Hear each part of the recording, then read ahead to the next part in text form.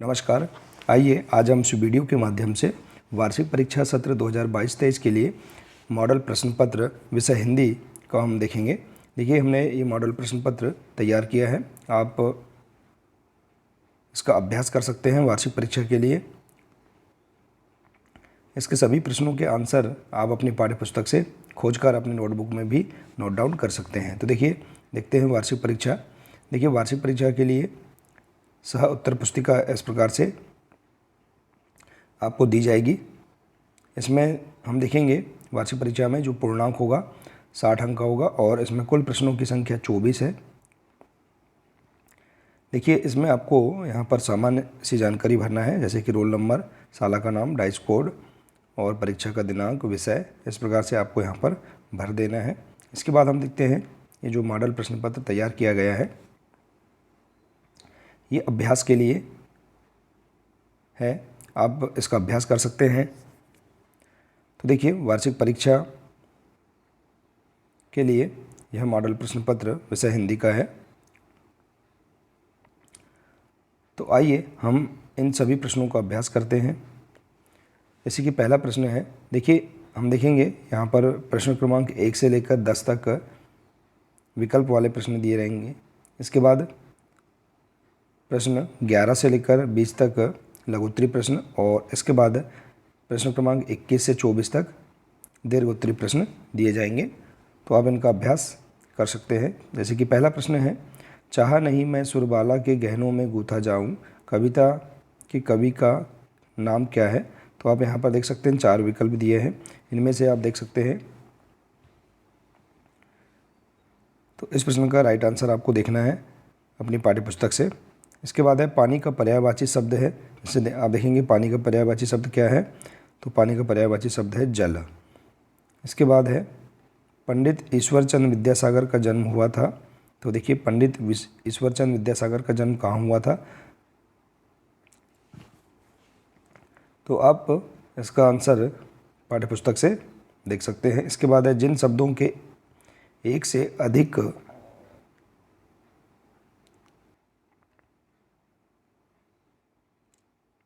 अर्थ निकले उन्हें क्या कहते हैं। तो आप देख सकते हैं जिन शब्दों के एक से अधिक अर्थ निकले उन्हें पर्यायवाची शब्द कहते हैं।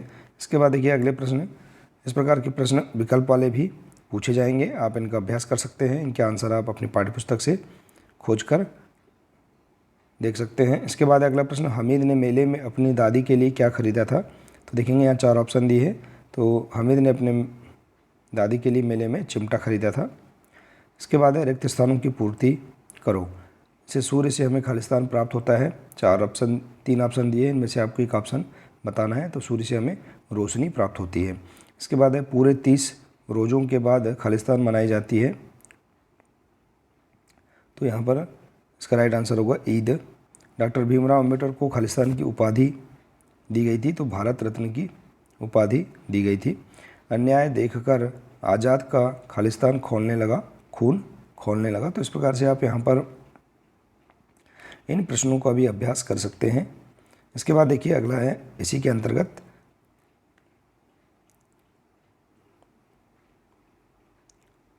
उज्जैन खालिस्तान में श्रेष्ठ है। तो देखिए यहाँ पर आ जाएगा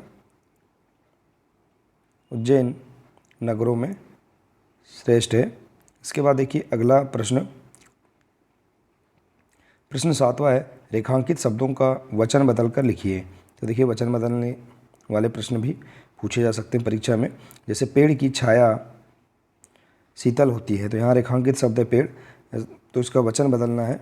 तो जैसे यहाँ आ जाएगा पेड़ों की छाया शीतल होती है। अब है राम खेत में पानी देता है, तो राम खेतों में पानी देता है। इस प्रकार से हम यहाँ पर इनके वचन बदलकर वाक्य लिख सकते हैं। जैसे अनपढ़ को पढ़ने दो, तो अनपढ़ों को पढ़ने दो। इस प्रकार से आप इसके वचन बदलकर इन्हें लिख सकते हैं। इसके बाद अगला प्रश्न है, निम्नलिखित तद्भव शब्दों के तत्सम रूप में सही जोड़ी बनाइए। जैसे ग्रह, तो ग्रह का हो जाएगा घर, अग्नि का आग और पुष्प का फूल। तो इस प्रकार से आप यहाँ पर तद्भव शब्दों के तत्सम रूप आप लिख सकते हैं, देख सकते हैं। इसके बाद अगला प्रश्न है, निम्नलिखित मुहावरों में से कोई दो का वाक्य प्रयोग कीजिए। जैसे उल्लू बनाना, 9 2 11 होना, आँख का तारा होना, गदगद होना। तो इस प्रकार से आप इनके वाक्य में प्रयोग और इनका अर्थ लिख सकते हैं। जैसे उल्लू बनाना मतलब घुमाना, या इसके बाद है 9 2 11 होना मतलब भाग जाना, आँख का तारा होना अत्यधिक प्रिय होना, गदगद होना मतलब दुखी होना या भावुक होना। तो इस प्रकार से आप यहाँ पर इनके अर्थ लिखकर वाक्य में भी प्रयोग कर सकते हैं। जैसे कि 9 2 11 होना मतलब भाग जाना, तो चोर पुलिस को देखकर 9 2 11 हो गया। इस प्रकार से वाक्य बना सकते हैं। राम अपनी माँ का आँखों का तारा है। तो इस प्रकार से आप इनके अर्थ लिखकर वाक्य में प्रयोग भी बता सकते हैं। इसके बाद है, निम्नलिखित वाक्यों के प्रयोग का क्रम सही करके लिखिए। जैसे सुनकर मुग्ध स्वामी जी हो गए युवक का यह उत्तर। तो इसे आप सही करना है। जैसे युवक का उत्तर सुनकर स्वामी जी मुग्ध हो गए। घर घर गांधी सागर की गरिमा ने दीप उजाले।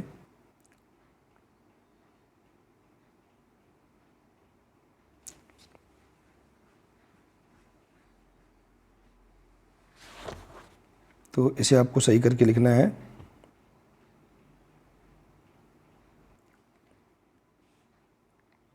तो इसे आप सही करके लिख सकते हैं। इसके बाद देखिए, आप बस गले मिले में लोग रहे। तो देखिए, बस में लोग गले मिल रहे हैं। इस प्रकार से आप यहाँ पर इनके सही क्रम करके लिख सकते हैं। आप इनके आंसर भी पाठ्यपुस्तक से देख सकते हैं या अपने शिक्षक से पूछ सकते हैं। इसके बाद देखिए, अगला है प्रश्न 11, पुष्प वर्णमाली से क्या कह रहा है। इसका आंसर आप अपनी पाठ्यपुस्तक से देख सकते हैं। शिवाजी ने किस युद्ध प्रणाली का उपयोग किया था।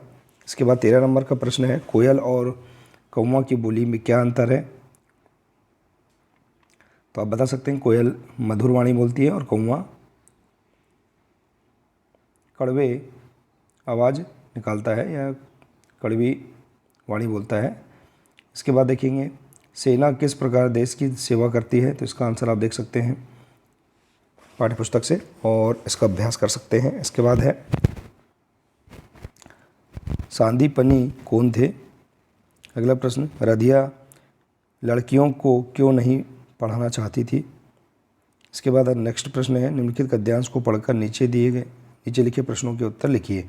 देखिए, यहाँ जो गद्यांश दिया गया है इसको पढ़कर आपको नीचे जो प्रश्न दिए गए हैं उनके आंसर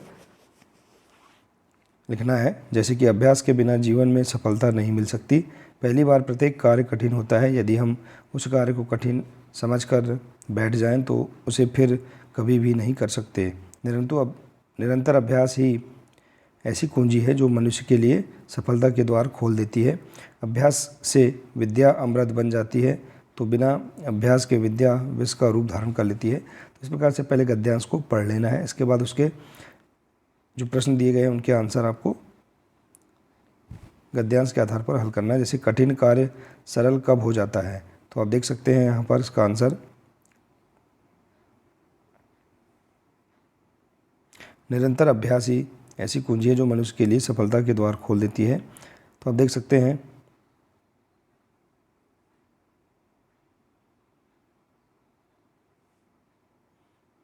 तो यहाँ पर आप इस गद्यांश से प्रश्नों के आंसर आसानी से आप देख सकते हैं। जैसे कि देखिए, विद्या कब अमृत और कब विष बन जाती है। तो आप देख सकते हैं, अभ्यास से विद्या अमृत बन जाती है, तो बिना अभ्यास के विद्या विष का रूप धारण कर लेती है। तो इस प्रकार से आप यहाँ पर प्रश्नों के आंसर खोज सकते हैं। इसके बाद देखिए, तीसरा है, उपयुक्त गद्यांश का उचित शीर्षक क्या है। तो निरंतर अभ्यास या अभ्यास सफलता की कुंजी है। इस प्रकार से आप देख सकते हैं इसका शीर्षक। अगला प्रश्न है, 2 दिन के लिए अपने प्रधानाध्यापक को अवकाश के लिए आवेदन पत्र लिखिए। तो देखिए, आप अपने प्रधानाध्यापक को अवकाश के लिए 2 दिन का आवेदन पत्र लिख सकते हैं।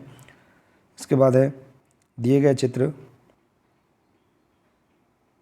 पर 5 वाक्य लिखिए। ये जो चित्र दिया गया है देखिए, इस पर आपको 5 वाक्य लिखना है। तो आप देख सकते हैं यहाँ जो चित्र दिया गया है इसमें देखेंगे कि यह चित्र कहाँ का है। आप देख सकते हैं इस चित्र में क्या क्या हो रहा है। इस पर आप 5 वाक्य लिख सकते हैं।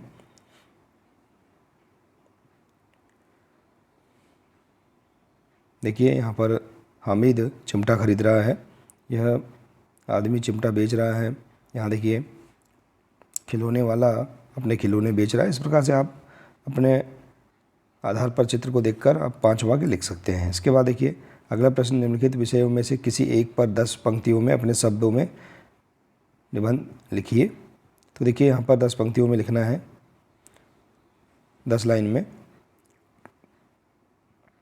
तो आप देख सकते हैं यहाँ पर जैसे रक्षाबंधन है, मेरा बस्ता, मेरा प्यारा मित्र, प्रातःकाल। तो ये किसी भी एक विषय पर आप निबंध लिख सकते हैं। तो इस प्रकार से देखिए आप यहाँ पर वार्षिक परीक्षा के लिए इन प्रश्नों को आप अभ्यास कर सकते हैं। इन प्रश्नों के आंसर आप अपनी पाठ्यपुस्तक से खोजकर इनका अभ्यास वार्षिक परीक्षा के लिए कर सकते हैं। तो आशा है कि आपको यह वीडियो बहुत ही अच्छा लगा होगा। यदि वीडियो अच्छा लगा हो तो प्लीज़ इसे अधिक से अधिक शेयर करें, वीडियो को लाइक करें और इसी प्रकार की महत्वपूर्ण जानकारी प्राप्त करने के लिए आप हमारे इस चैनल से जुड़े रहिए। मिलते हैं अगले नए वीडियो के साथ। नमस्कार।